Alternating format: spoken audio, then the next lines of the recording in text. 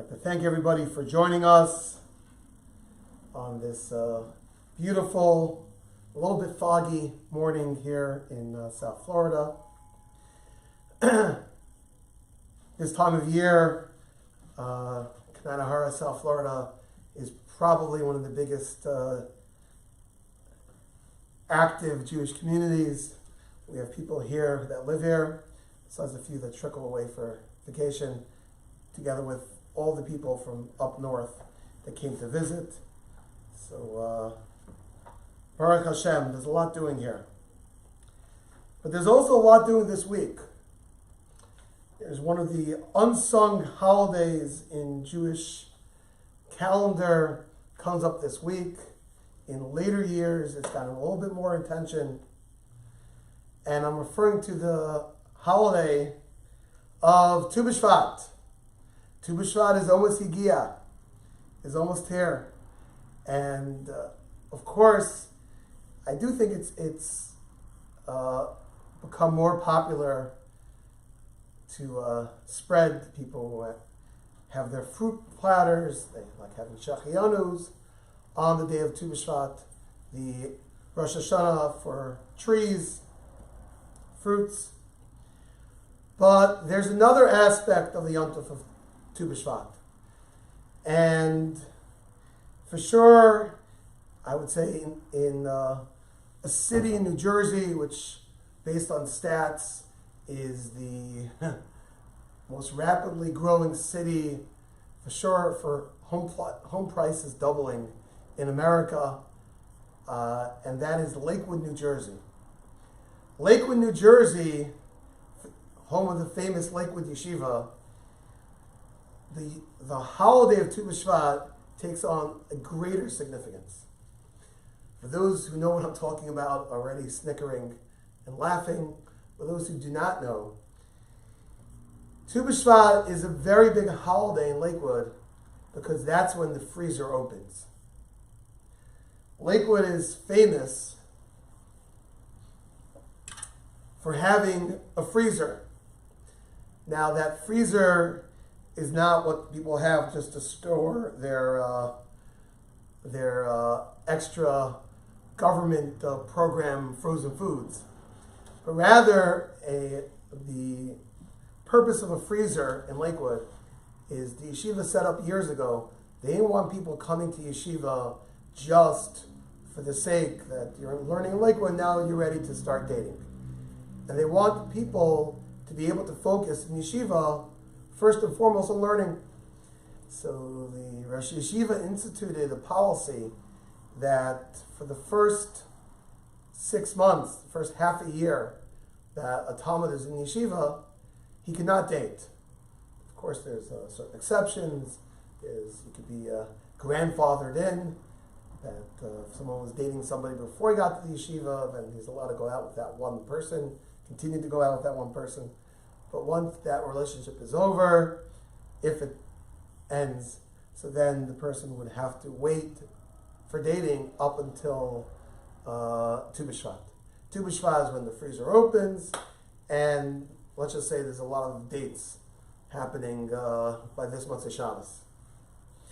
So in honor of Inyana Dioma, and Be'ezus Hashem, hopefully many Shidduchim and Simchas and Klal Yisrael, we need Simchas. So hopefully there'll be a lot of Shidduchim. So I would like to discuss a marriage-related topic, which on the onset I'll tell you is not just for young Bachrim and girls in Lakewood that it's Nogea.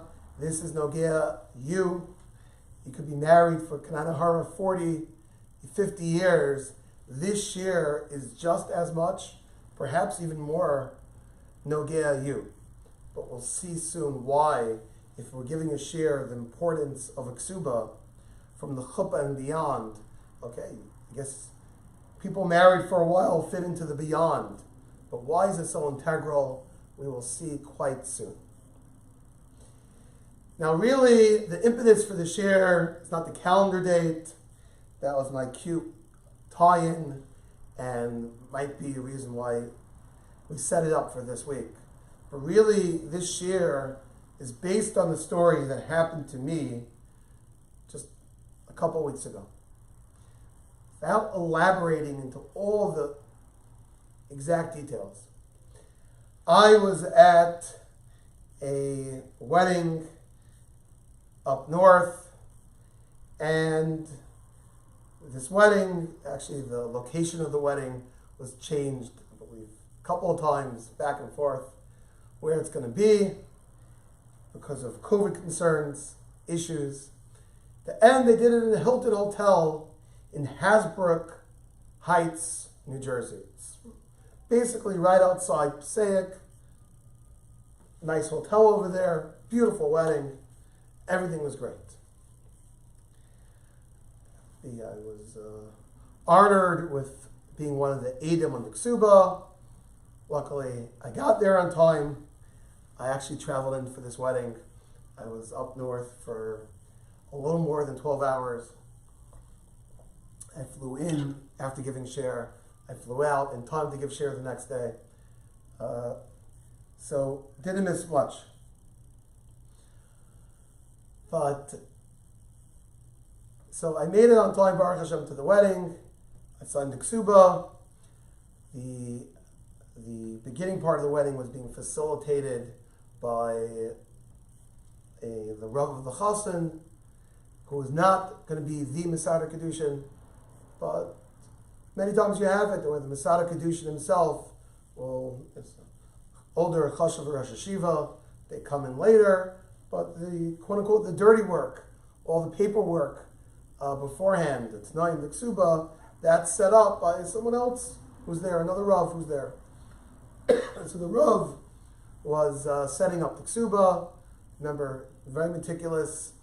Before I signed, he asked me to first write my name down and to check the spelling, see if he's comfortable with the way you spell it.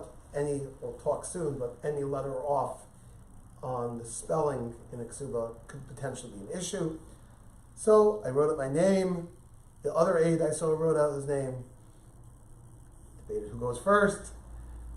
Okay, I signed the Kesubah, and smiled for the picture. Everything was great. Fast forward a few minutes later, I'm sitting at the Chuppah. It's actually sitting next to a Talmud of mine from New York, and we were talking, not too loud, the right times.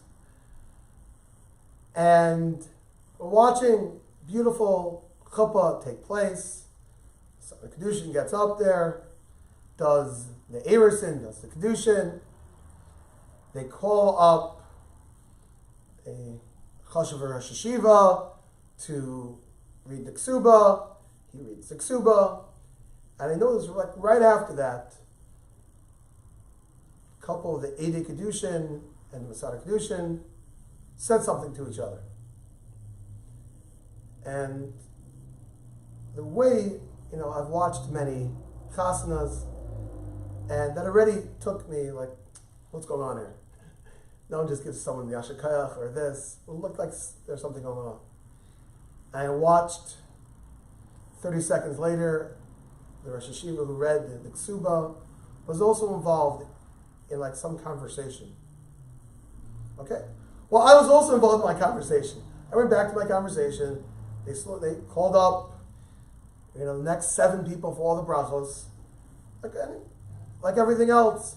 But it seems like there's some conversation going on. All of a sudden, at some point, I see the Talmud sitting next to me. He's like, Rebbe, they're calling you up to the chuppah. Like, huh? I got my kibbutz already. I signed the Kesubah. Why give me? I see it's the Rosh Hashiva who read the Kesubah is motioning for me to come up. And next thing I know, he tells me, there's a problem with the Kesubah. I'm going to need you to sign again. Do me a favor, find for me the other aide. I'm like, whoa. So quickly, I back from being towards the front of the chuppah, into the crowd, I happened to notice where the other aide was sitting. I quietly whispered to him that it might be needed to sign again Kesubah. Be ready. Okay, fine. Meanwhile, the chuppah keeps on going. This particular chuppah, they were singing in Eshkachech, and I remember this scene. I was back up there by the chuppah.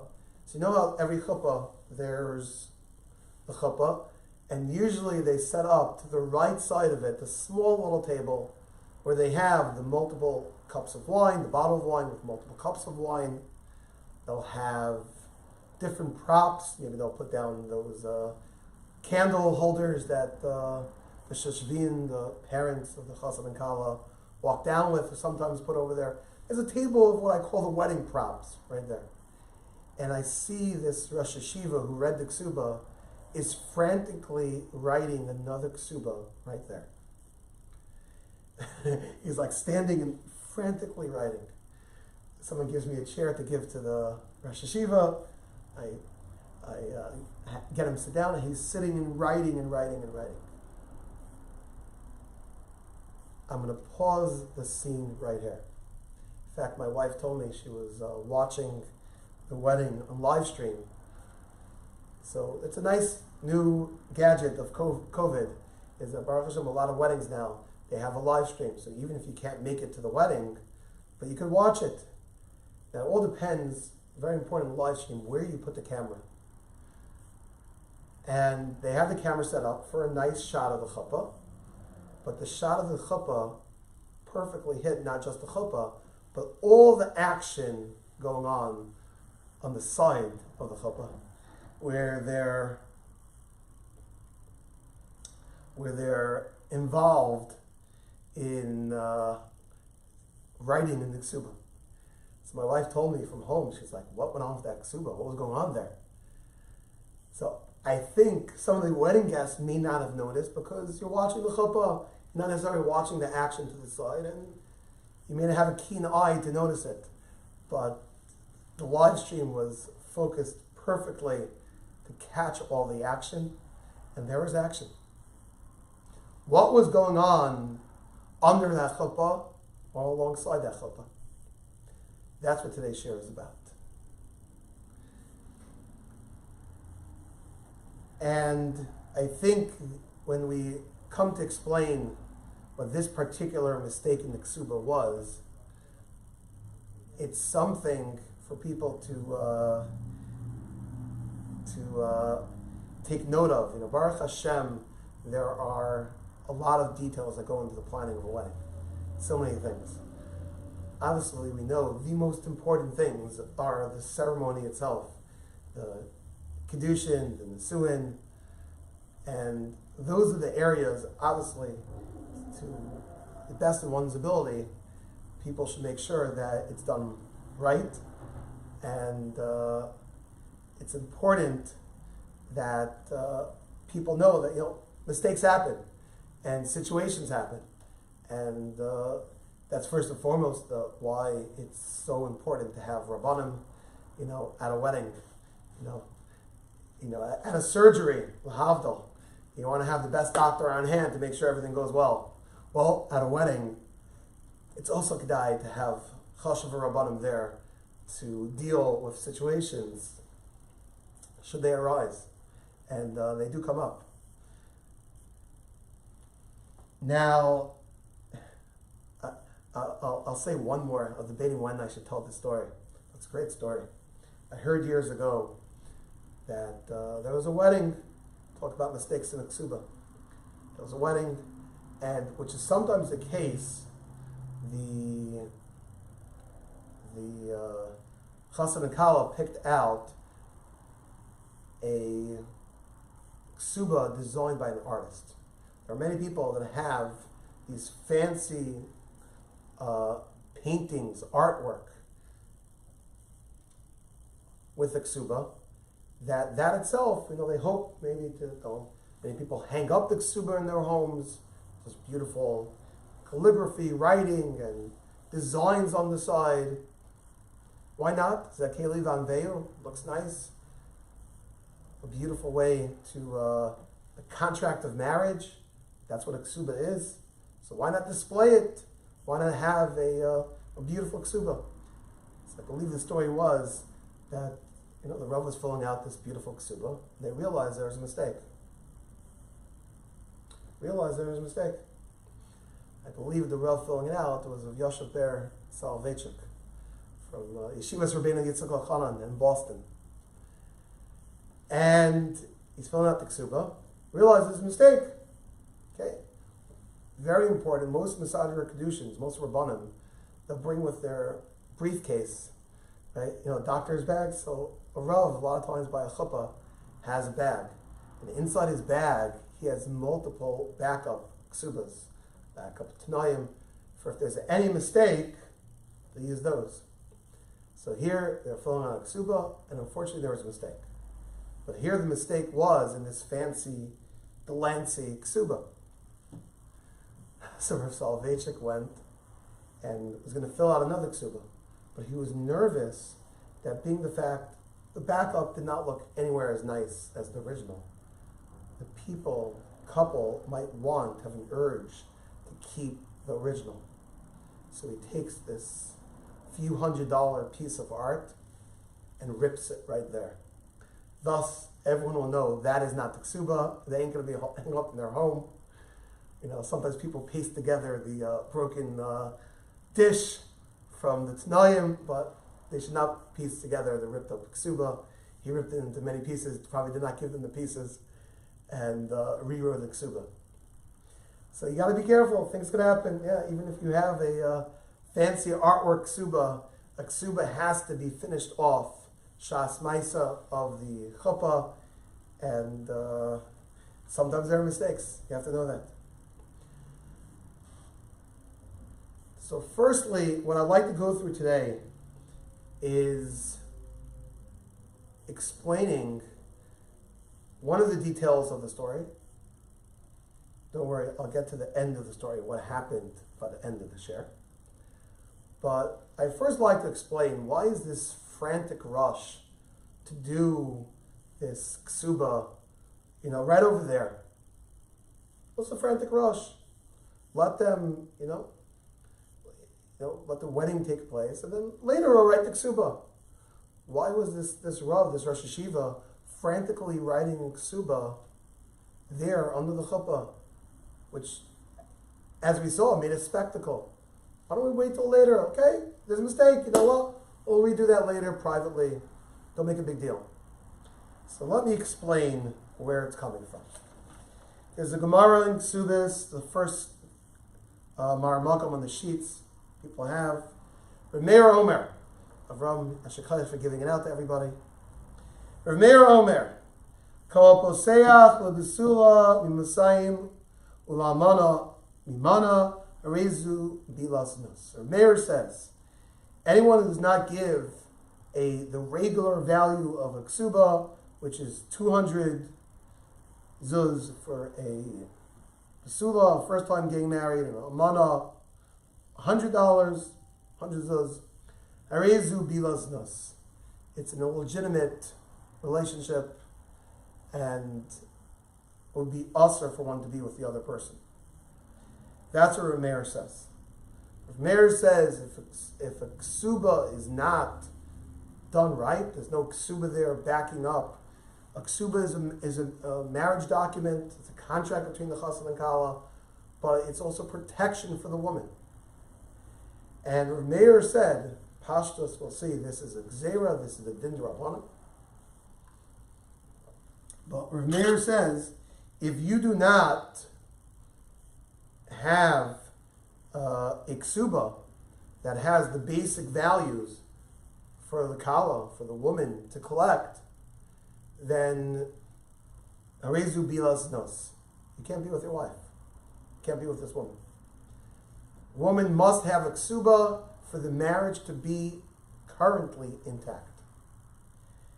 And the Gemara tells of a story. This is a Gemara a couple of blocks later, at the bottom of Nun Vavam and Beis and Nun Zayin and Aleph. I'll read the bottom line, which didn't make it onto the sheets.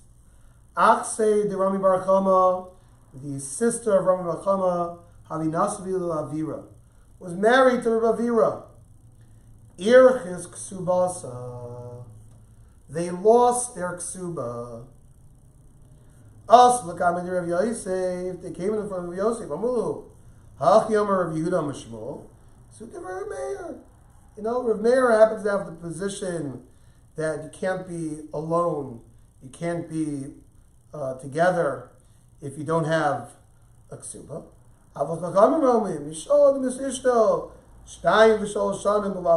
No, person could be with his wife for 2 or 3 years without a Kesubah.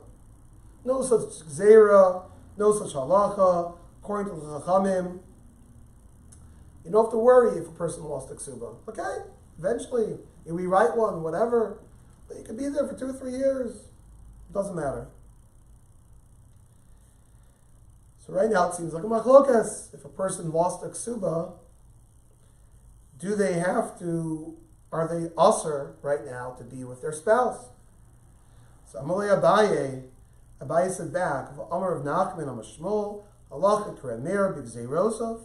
The halacha is like Rav Meir by his gzeiros, even though many times we pass like the Chachamim, the Rabbim, but over here is one example we pass like Rav Meir because Rav Meir made very good gzeiros. This is one of them. Yachiv, that's so, zil kasavla, go write her one right away. So the Gemara simply over here seems to be saying that that there was a case in the Gemara of someone losing their Kesubah, and there's a debate what the correct halacha is, but the Gemara comes out that you have to write one right away, because Rav Meir holds, we pass him like Rav Meir, that if you do not have a Kesubah, you're not allowed to be with one's wife. And the Shulchan Aruch paskins like this. It's Even HaOzer, Siman Samach Vav, the next Maramakom. Im Kasav La Kesubah V'Navda. Person wrote a Kesubah for his wife, and the Kesubah was lost. O Shemachal Lo Shubasa, she was Mochalet, she didn't have a Kesubah. Sarach Lichtov Acheres, Be'ikar Kesubah, you have to write a new basic Kesubah.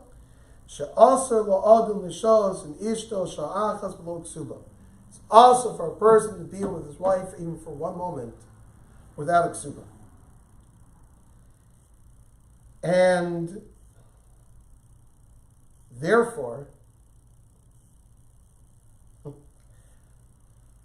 if someone does not have, right, here are the cases which we're going to elaborate on, which is very relevant for people, not just chassan and kalas, but in some ways more relevant for older married couples. You're moving, you're downsizing, you're going to Florida. The biggest issue, where is your Kesubah?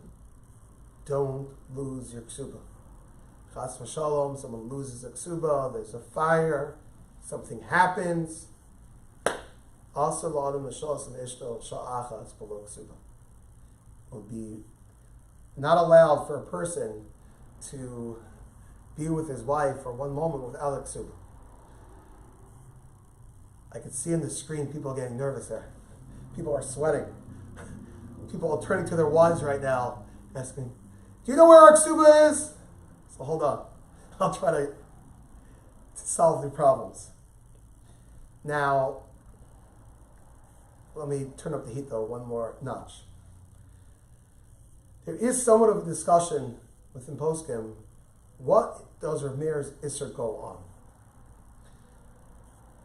I saw there was a Maisa, there's some story with someone from the Satmar community that lost their Kesubah going back years ago, and the original Satmar Rebbe from America, the old Teitelbaum, ruled that Rav Meir's din is be'ikr, at least b'diavad, is be'ikr that a husband can't be with his wife, can have relations with his wife without a Kesubah. But in terms of an Isser Yichud, one could be Mekel, they could be alone in the same house until they're at a new Kesubah.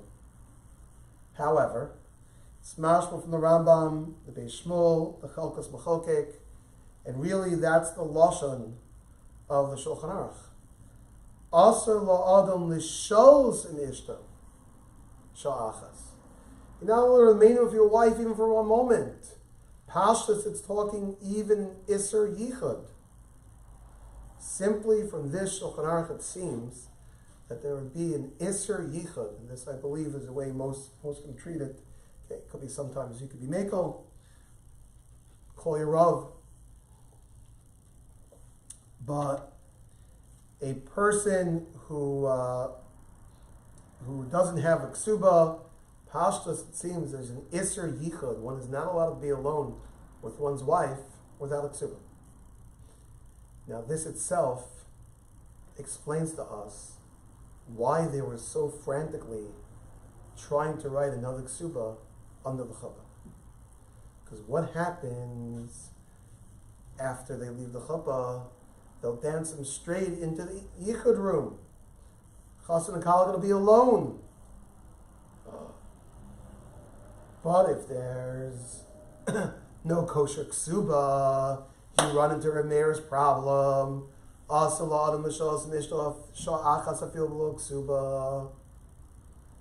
why they're frantically writing the Kesubah. Now, luckily, you have some time, right? Especially if the singer belts out nice in the Eshkachech, and there's a lot of friends and family to hug and dance with the Chassan and Kala, and sometimes the route from where the chuppah is held till you get to the yichud room could be a 10-minute journey. So you have some time, but it's still frantic and you still have to give it over. So that's why the Rosh Hashiva was quite azariz in trying to write this Kesubah as quickly as possible, because they're racing against the clock. They have to have this process done before they go into the yichud room. Now,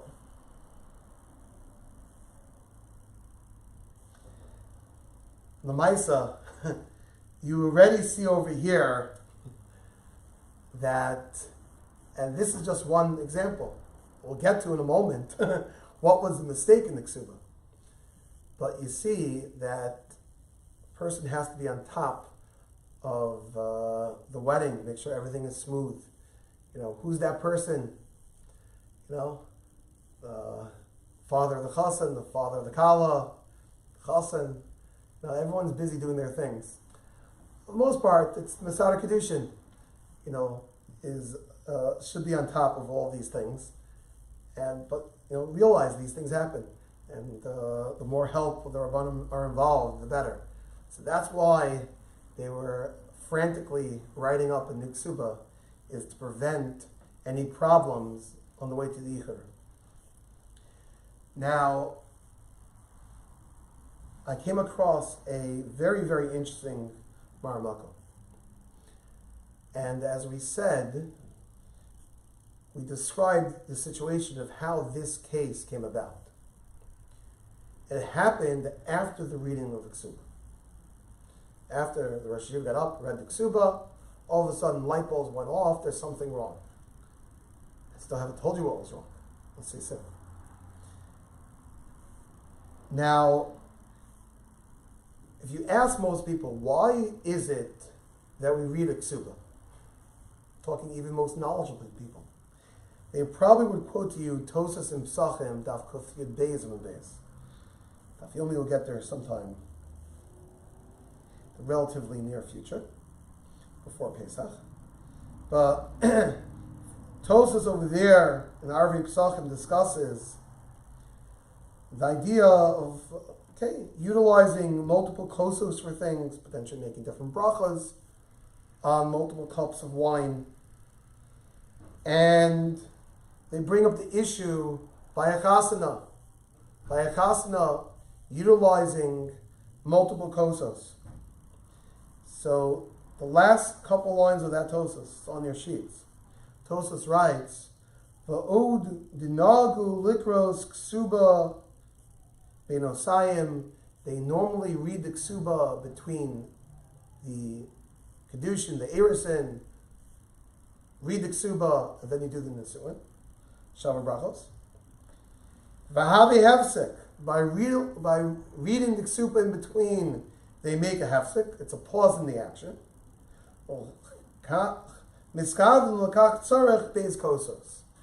They set up, we want to have two kosos. Halachically, look earlier in Tosos, there's a ma'ila to have two kosos, but there's shalos of brachos, shalos of utilizing the need for those two kosos. So if you make a break, you make a hafsaka. What's the hafsaka? The hafsaka is reading the Kesubah. So Pashab Shad from this Tosfos seems to come out that there's no real reason to read the Kesubah. It's just, it's one of these halachic tricks that we said about, you want to have a Shabbos meal and then have Shalosh Shudas right after. You use your dessert for Shalosh Shudas. So what do? You have your meal before, you'll bench, take a walk around the block, and you come back for dessert, right? It's a hefsek. So then sometimes there are things we're allowed to do. It's not together a bracha she'en tricha. It's a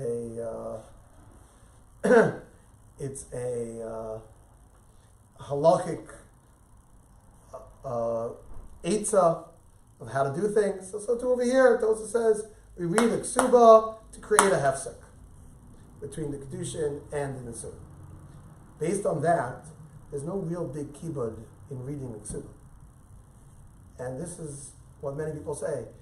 It's become in society a lot of times.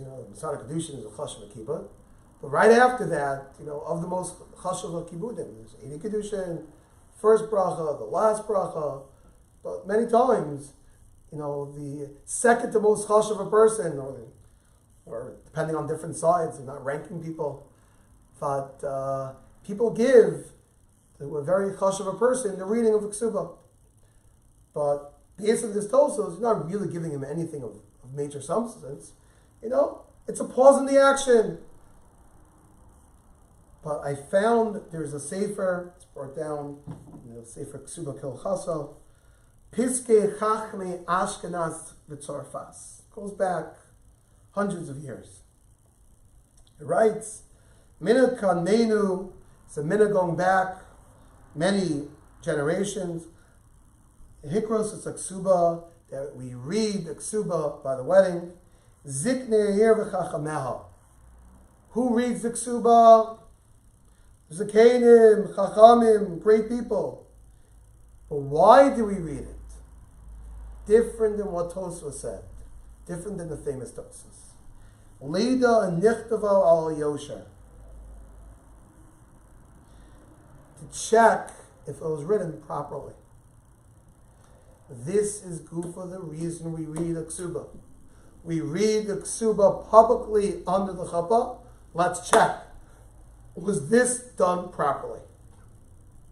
Now, if anyone knows, probably the most talking done by a Chuppah is done, by the reading of the Kesubah. And, a lot of times if a person up there, it's all Aramaic. That's probably where the part of where the expression comes. It's all Aramaic to me. Gemaras are hard to read sometimes, but a Kesubah is definitely not an easy read. They haven't yet been mechabed me with reading in Kesubah. I don't want to practice that one. It's Noim I've read, but that's not tough Aramaic like a Kesubah is.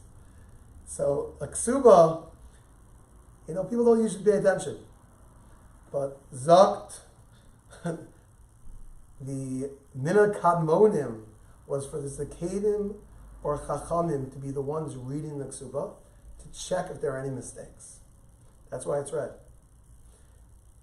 At this particular wedding, now firstly, obviously, see from here, you should give the Kriyas Kesubah to a chashuv a person. There's a good makar for it now.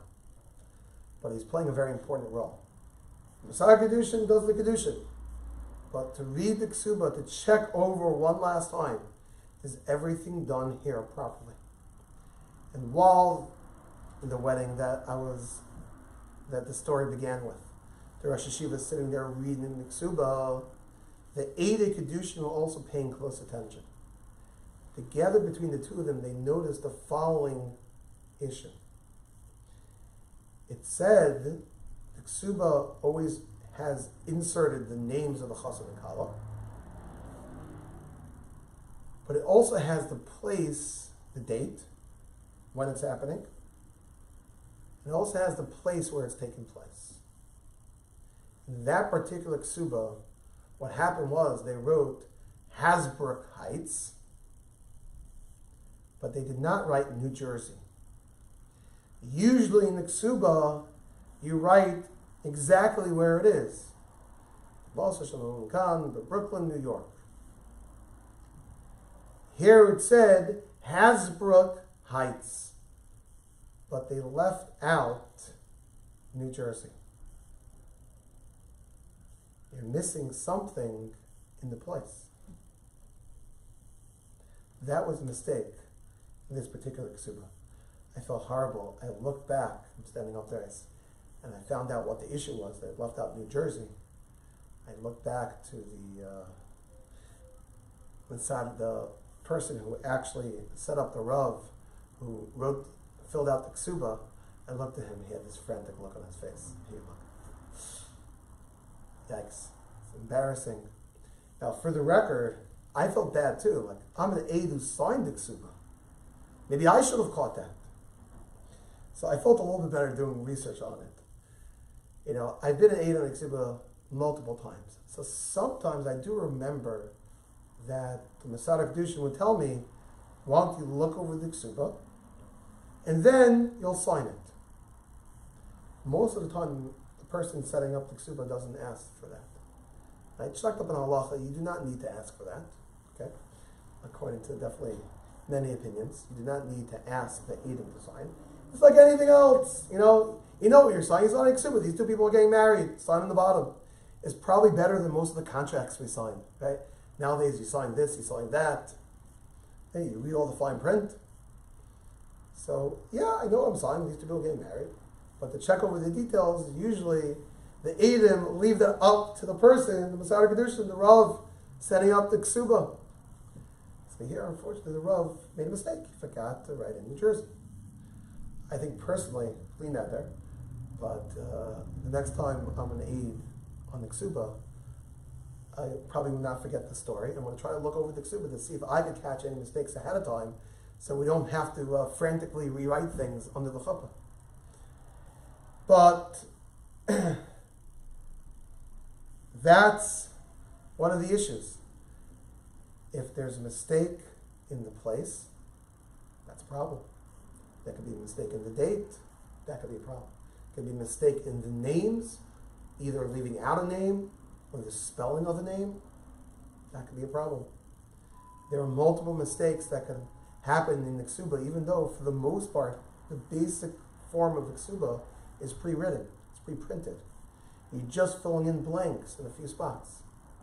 That would be a problem.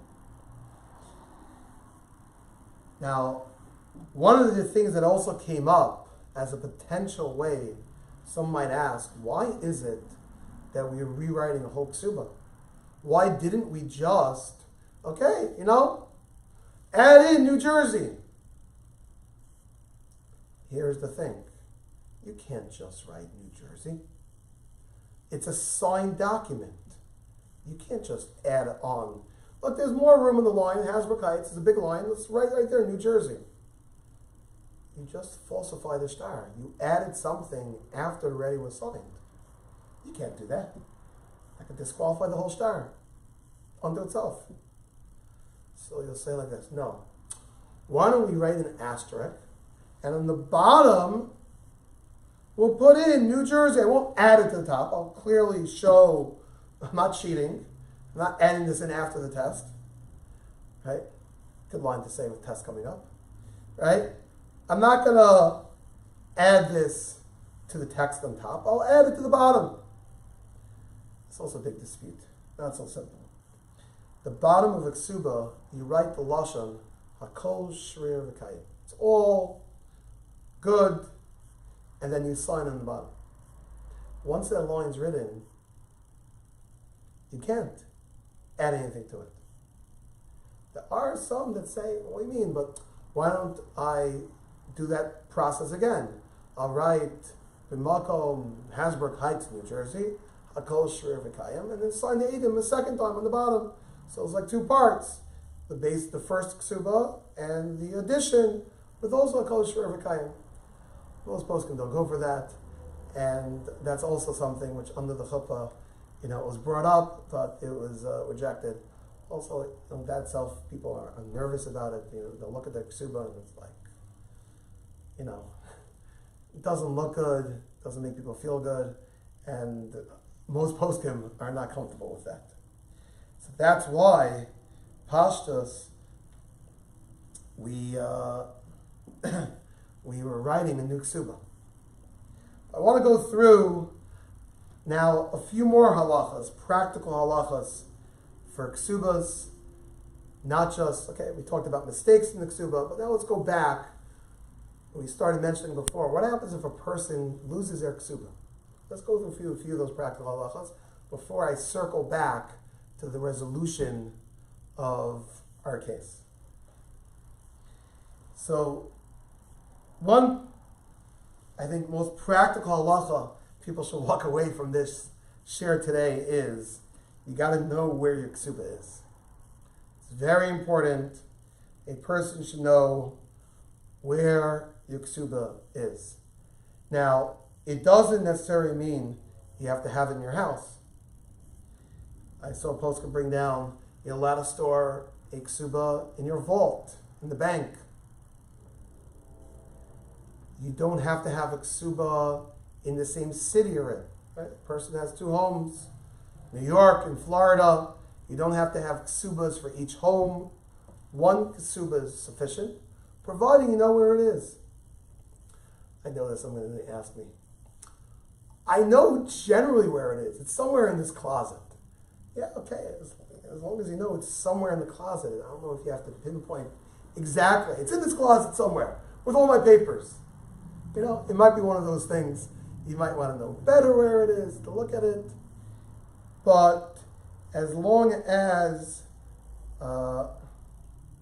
you generally know where a Kesubah is, so then it's okay. Now again, this might be a reason people would, this I'm talking to Chassan and Kalas, we'll have to redo a Kesubah. I'll talk about that, it's not so simple. But, there is good reason. If a person has a nice Kesubah, they want to hang it on their wall, they'll know where it is. So that's a good eitzah. But, things do happen. Houses, things could be misplaced for sure during moving, chas v'shalom, a fire, or a flood, who knows. People should be aware where the Kesubah is kept, and chas v'shalom, there's problems. The first phone call, you got to call a Rav. Now, here I'll give you the inside track. Okay? After the share, I'm going to get a phone call. Someone's going to call, like here. After the share, our Sunday activity was a treasure hunt around our house to see if we could find the Kesubah. 1 second. Did someone lose their Kesubah here?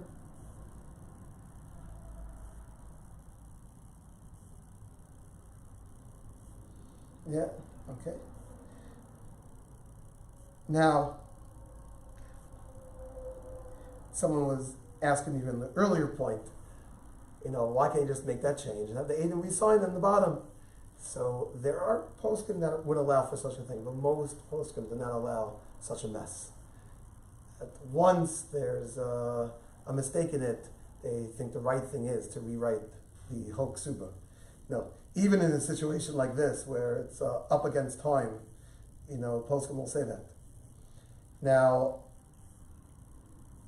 if you're in a treasure hunt looking for your Kesubah, and then, oh no, I get the phone call. We can't find it. It's not there. Or a person knows, oh my gosh, yeah, I left it, in my old house. Who knows what it is? Someone junked the whole house. Yikes. I gave it away to Seamus with some old Sfarim. I left it in my Kesubah's Gemara.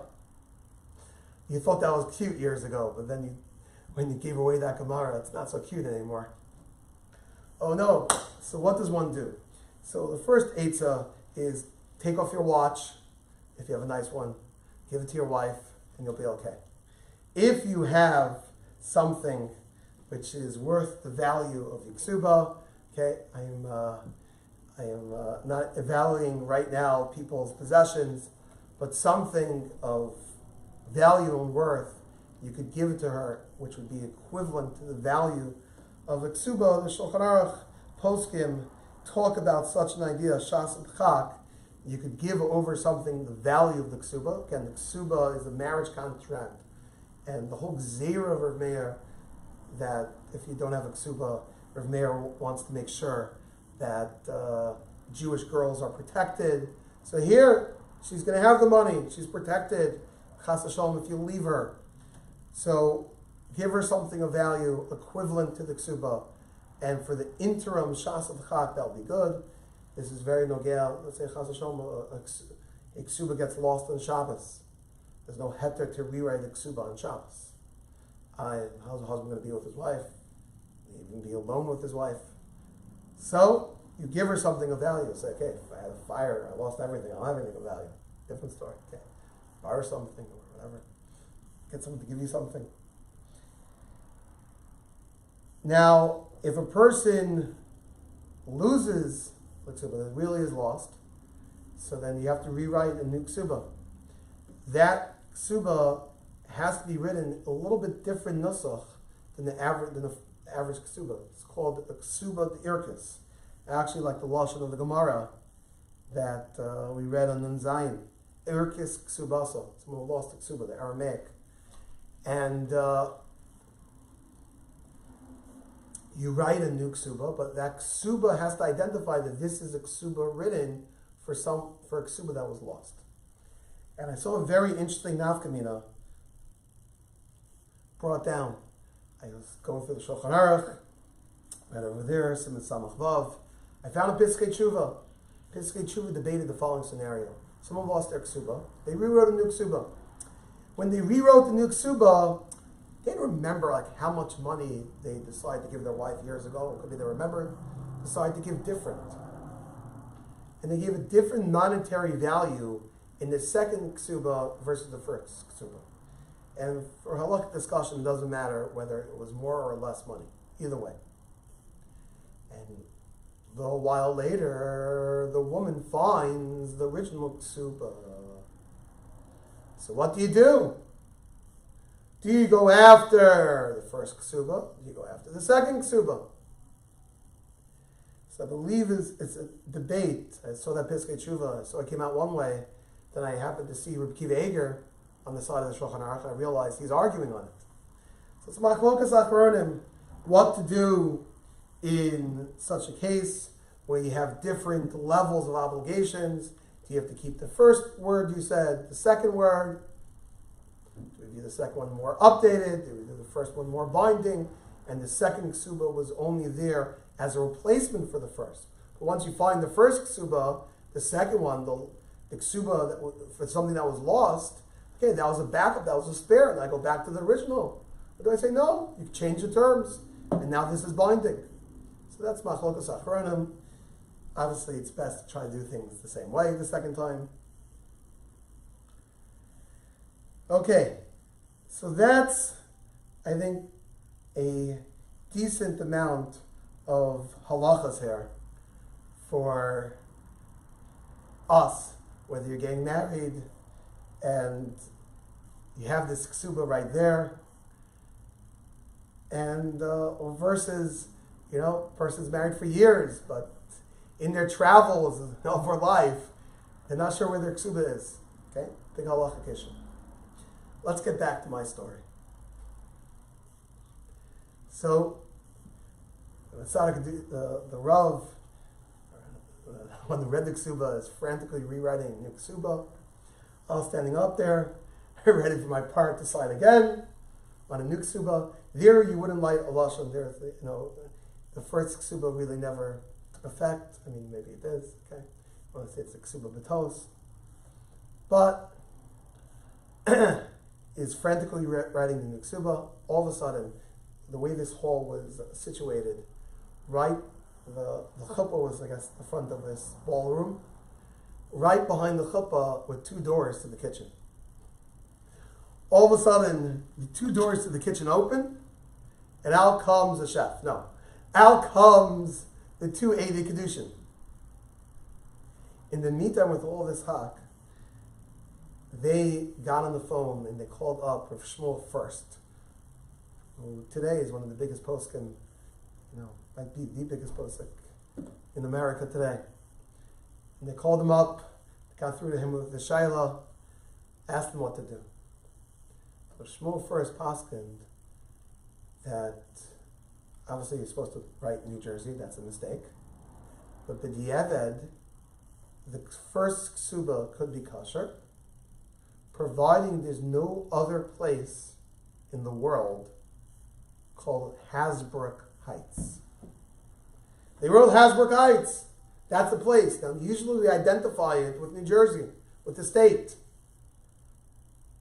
It's like saying Yosef ben Shimon. There's two Yosef ben Shimon. So we write New Jersey. He said if you could find that this is the only Hasbrook Heights in the world, then the Kesubah will be fine. If there's a second Hasbrook Heights, you're in trouble. Now, Rabbi say, do you know how common city names are? Let's say the case would have been you wrote Brooklyn without New York. Everyone knows where Brooklyn is. Of course, come on. Haim Shachasna took place in Brooklyn. I remember this as a kid. Every year there's an auto race in Brooklyn. It doesn't take place in Borough Park. It takes place in Brooklyn, Michigan. This is Brooklyn, Michigan. Okay, you write Florida. Do you know there's a city upstate New York called Florida? Pick a name. Hollywood. Come on. All right? Pick a name. Tell me where, there isn't the same name somewhere else. Many names. Clifton. Huh. How many Cliftons are there? America, Europe. Who knows? Well,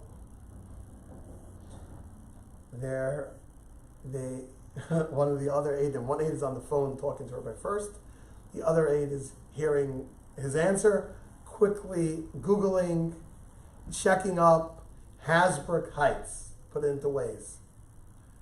It turns out that's the only place, at least in Waze's mind, that in the world that's called Hasbrook Heights, is Hasbrook Heights, New Jersey.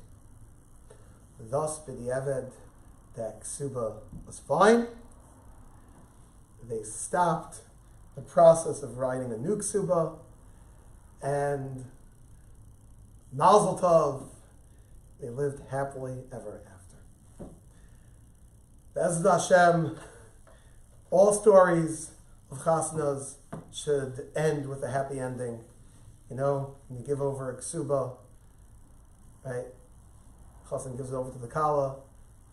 Kala gives it over to a mother. Masada Kedushin turns to them and says, Adnei ve'esrim. The marriage contract, Be'ezus Hashem, should be a keser shel kayama. It should be a marriage that lasts forever. And, sometimes I guess you'll find the marriage lasting longer than the Kesubah. And in those cases, you better make sure to know what to do once you realized you lost your Kesubah. Thank you very much. Wishing everyone a wonderful week. Thank you for listening.